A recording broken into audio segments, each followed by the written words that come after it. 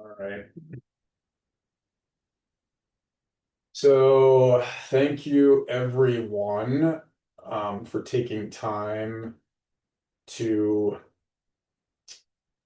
learn more about AI governance.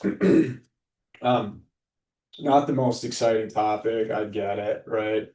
But if you guys are paying attention at all to stories that are people are starting to post about what's happening with their AIs. I think I saw one, and I'm probably gonna get this wrong, but I saw a video of Tony Robbins, who had an AI agent that had some sort of autonomy, um, ended up going and finding a robot, and I'm not sure if it was supposed to be for a robot body, but went out and allegedly purchased this robot, right? So um, it's happening, right? And I'm sure every one of you have heard stories or have stories yourself, right, on some of these things, how amazing AI is, but how important it is to kind of keep an eye on it. So for those of you that were listening to Amber and I talk about puppies, right, and puppies being naughty and all that stuff, yeah, so AI sort of is that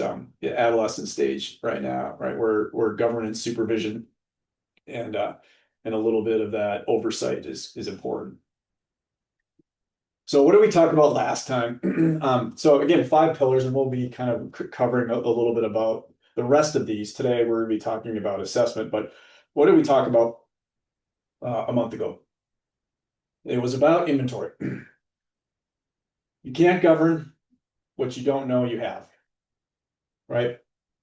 So if you did your homework from last time, right? You guys all did your homework. Um, you should have a list right now, right? You should have at least some sort of, at the very minimum, rudimentary list of all the applications that you have that use AI or all the AI-based applications and as much detail as you possibly could gather on those things, right? Um, that's the easy part, right? Today, we're going to start some of the harder, more valuable things, right? So we're going to talk about finding out what on that list can actually hurt you or your business. So this is pillar 2, assess. Here's the trap that I want you to avoid. Having that inventory list feels like safety. You can see everything now, right? So it sort of feels handled, but a list only tells you what you have. It tells you nothing about what could possibly hurt you. 21 tools listed out on a page or a spreadsheet or in a database look identical. They are not. Some are fine. One might end your quarter. Today is talking about how to tell the difference. Let me ground this in the most recent numbers from Verizon's 2025 report and IBM's. Last year, breaches involving third parties doubled to 30%. That's your vendors and their vendors, attacks that exploit known vulnerabilities, gaps someone could have found and closed, jumped 34%. And now account for 1 in 5 breaches. And on average, a breach takes 241 days to even find. Those of you that have been part of our cybersecurity risk assessment process know that I talk about dwell time, right? How much time a bad guy takes before they do something or are discovered. That's dwell time. Average right now is 241 days. So sit with that. By the time exposure shows up, it's page 31 of someone else's breach report. Assessment is how you find it on page 1 of your own, on your terms, on your schedule. Quick map, 5 pillars. Inventory, talked about that last month. Assess, we're talking about it today. Classify, govern, operate. Again, last time we did the first, inventory. Today, the second, assessment. And they build. Assess only works because you did your inventory first. You can't measure exposure on tools that you can't see or don't even know you have. So let me show you what an assessment actually looks like with someone, if you paid attention last time, you've already met. Do you guys remember Marcus? Probably not. Marcus is the practice manager. He finished his register. Found 21 AI tools, all on one list, finally visible. And you know what? He felt pretty good. He thought, you know what? The hard part was behind him. That list was the easy part. So here's what we did. We didn't ask Marcus, do you have an agreement for each of these? Who's going to say no to that? Everybody says yes. We actually read them, every one. Half said what he expected, the other half did not. Here's the part that stays with people. The most dangerous tool on Marcus's list wasn't the big clinical system everybody had worried about. It was a $12 a month transcription plugin that someone had expensed and completely forgot. It happened to be sending patient audio to a model that trained on it. Smallest tools cause the worst surprises because nobody assesses a $12 tool, right? But that's exactly why it's dangerous. This is why assess comes second. A list ranks nothing. Every tool looks equal on the page. Assessment ranks everything. After we're done, Marcus didn't have 21 equal risks. He had 3 that needed action this week and 18 that could honestly wait. You cannot classify what you haven't measured, and you cannot govern what you haven't ranked. Measurement comes next. So let me be precise about what assessment is. It is not a feeling about risk. It's not a workshop where everyone agrees things seem mostly fine. It is a technical truth-telling. Where are we exposed and how badly? And every single answer it produces is a finding. Every finding has a source, which brings me to the most useful thing that I can give you today. Every finding comes from one of 3 places, and they are not equal. 1, you read it yourself. Someone pulled the actual contract and read the actual words.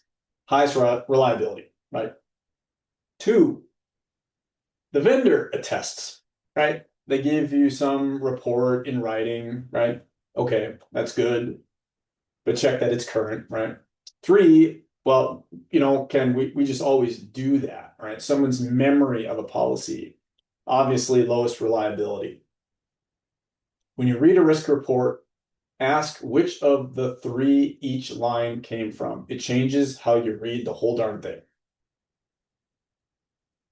And here's the rule that enforces it. A yes with no evidence is really a no until it's proven.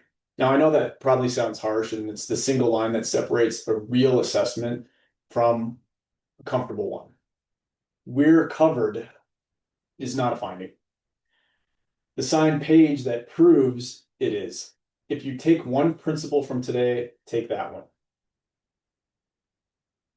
Now, the exposure that most people miss entirely, your risk doesn't stop at your vendor. It runs through their vendors, the sub-processors, the companies your vendor quietly hands you your data to, that you never signed anything with, that you may not even know exist. When one of them has a breach, it still lands on you, and 30% of breaches now involve third parties. This is the chain that number is describing. And even when you get it right, it doesn't stay right.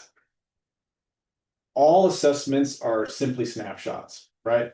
Your certifications lapse, sub-processors change, terms get updated, and the chain shows up, you know, on page 31 of a document nobody rereads. Your exposure drifts after you sign, which is why assessment can't be a one-time event. But first, how do you actually check? Here's a move that you can use tomorrow on any one of your vendors. Ask them two things. One, send me your current sub-processor list. And two, what is the date of your last independent audit? That's it. If they can answer both of those quickly and cleanly, that's a pretty good sign. If you can't get both within a day, that is your first finding. We talk about this often. Silence is data. Now, let's make this real. Pick one tool, the one that you use most, or the one from last session during your inventory exercise that surprised you. Now, for memory, answer three things. What data does it touch? Where does that data go after? And have you ever actually read its agreement? Most people can answer maybe one of the three. Now, that's not a failure, right? That's the assessment gap. And now you can see it. The distance between I assume and I can prove is exactly what we need to close. So let's talk about healthcare a bit. Healthcare, the classic exposure isn't the missing agreement. It is usually the one that's signed, but no longer represents or matches reality. The vendor added an offshore sub-processor last quarter and never told you. Paper says you're covered. The data flow says you're not. And healthcare breaches take the longest of any industry to find and contain, nearly 9 months. And that is 9 months of not knowing. Law firms. You cannot assess terms you've never read. That, my friends, is your whole exposure. Client data is moving through a tool, and the duty of competence now includes understanding that tool and where that data goes. We didn't realize is not a defense that ages well under Rule 1.6. Duty of contractors. So unless you're sitting under a rock and you're in the space at all, I'm sure all of you have seen all of the news and the social posts, right, around the CMMC, in particular, level 2 attestation process being suspended. The federal government is taking a stance that right now they believe it's too expensive or too prohibitive in other ways, right, for DoD contractors, subs or primes, right, to be subjected or attest to CMMC. Now, interesting thing is if you actually read the details in the small print on this, they still need to follow and comply with NIST 80-171, which is essentially the CMMC cybersecurity controls. And if you go further back, DFARS, which is part of the government's contracts with these subs and primes, already required all of these things, right? It was only because these vendors were not actually doing it that the government said we need to put this compliance regulation in place. So long story short, you still have to do these things. You just don't have to prove it per se, although at the end of the day, you're going to still have to prove it. But regarding assessment in the government space, it's still non-negotiable, right? It's not something that's nice to have. It is literally still your entire game. Even if you do a self-attestation with no evidence behind it, it's just failing your own standards. It fails any type of eventual assessment or verification, right, that your primes have to will come against you again. And this is the audience that already lives by the rule I gave you earlier, right? Evidence or it's still a no. What about financial services? Financial services, FTC safeguards, right? It doesn't ask you specifically to assess, right? It requires it in writing and requires you to do it again periodically. So an AI tool you never evaluated just isn't just a risk, right? It's a documented gap In a program, a regulator can ask to see.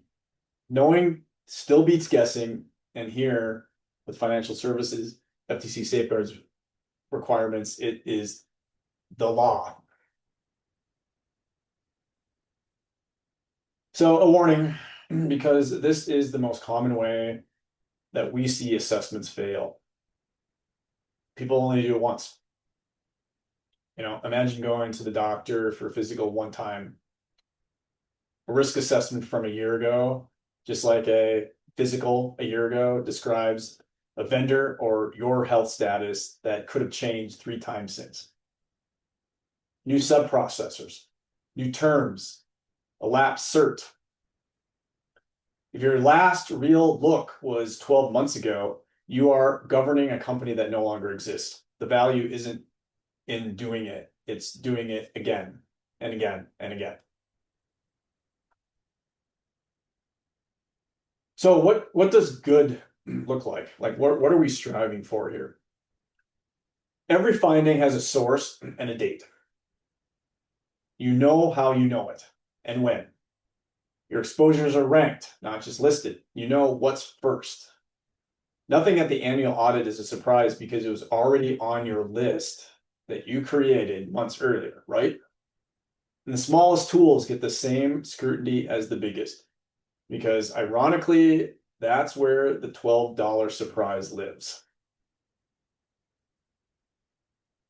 So here's how this connects moving forward, right? Assess tells you how bad each exposure is. The next pillar that we're going to be talking about next month, classify, tells you how to treat each one of those, right? What gets locked down, what gets watched, what is fine as it is. Inventory, assess, classify, govern, operate, right? You can't classify honestly until you've assessed honestly, but that's the next session. So 3 actions this week. 1, take your 3 highest data AI tools and just read the terms. Not do we have an agreement, but what the agreement actually says about where your data goes. 2, ask each of those vendors for their current subprocessor list and their last audit date. Whatever comes back or doesn't is your first set of findings. And 3, sort every tool on your list into 3 buckets. Right now, watch, find. You can't fix everything at once, right? And you shouldn't try. Assessment is how you earn the right to focus on priorities.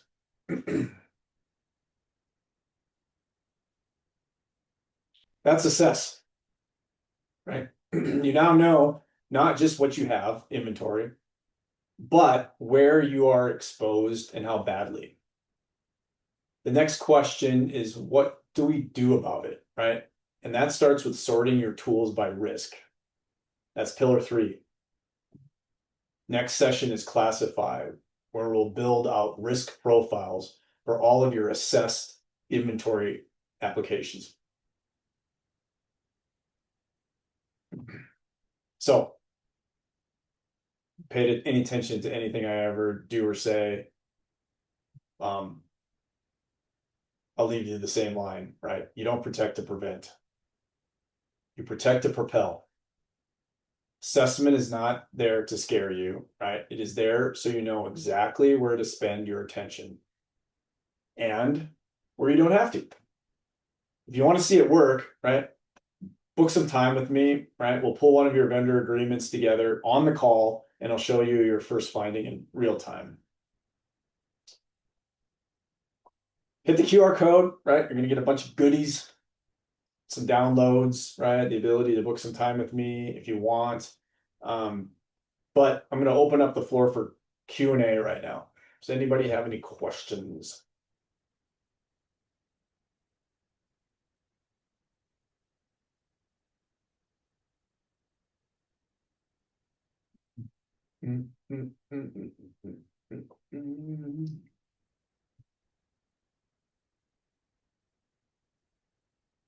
Yes. All right. So what do we do if a vendor won't give us their sub-processor list?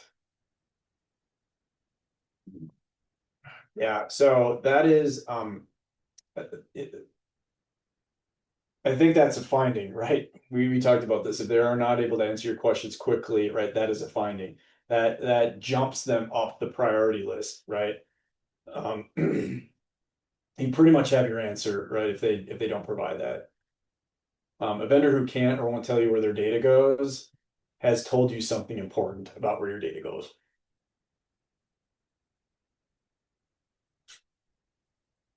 Is an annual assessment enough, or how often should we be reassessing? Well, I like to say that you should assess yourself often enough, right, that your picture matches your reality. Your vendors change constantly, right? So once a year is already out of date. I recommend a light check monthly, maybe a deeper look every single quarter. The rhythm matters more than any single assessment. Build a cadence, right? But you can understand how quickly this stuff can get outdated and honestly to the point irrelevant.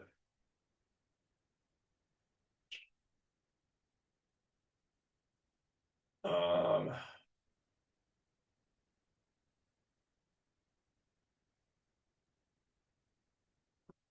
we're a small firm and don't really have the manpower to assess everything. Um, where do we start, right? Um, Again, the simple things that I talked about in session one and session two, right? Number one, get an inventory list of all of your applications that are AI enabled. Start there, right? Build an inventory, build a spreadsheet, a database, whatever, right? There's tools you can use to kind of scan some of this stuff, right? But get a database or a list. Um, and again, this doesn't need to be super complicated, right? But you can't govern what you don't know. And so I always say start with the list. Today, we're talking about assessment, and so from here again, simple. My three items before lunch: contact your vendors, right? Get their sub processor list, and the last time they had an independent audit, and read your terms and to understand where your data lies and verify that with your vendors. That will tell you based on the inventory list that you have which vendors and which applications deserve the most attention once you get to the classify stage. Um, uh, and obviously, book a call with us, right? Like if this is something that's overwhelming or you feel that you could use some assistance, and we could build a strategy around that, right? Our strat serve managed services customers get a lot of this stuff included in our service offering, right? But if there's something that you guys need help with, don't hesitate. Book some time, reach out. How much would it cost for NorthStar to help with this? Yeah, that it depends a little bit, right, on your size and complexity. We have a service package that we call StratServe that includes strategy along with our cybersecurity stack, and our managed IT. And depending on how complex your environment is, how many employees you have, how many locations you have, will kind of determine what that cost is. Um, Certainly, there are things that we've done on a time and materials basis to do projects. So again, I highly recommend if you're interested, just set up a call with me and we can work it out.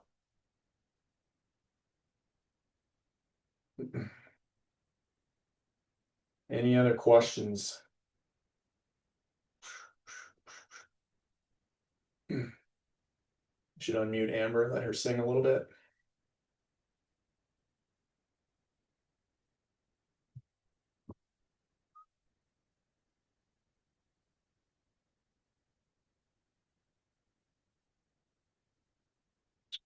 All right. Well, we are done really early.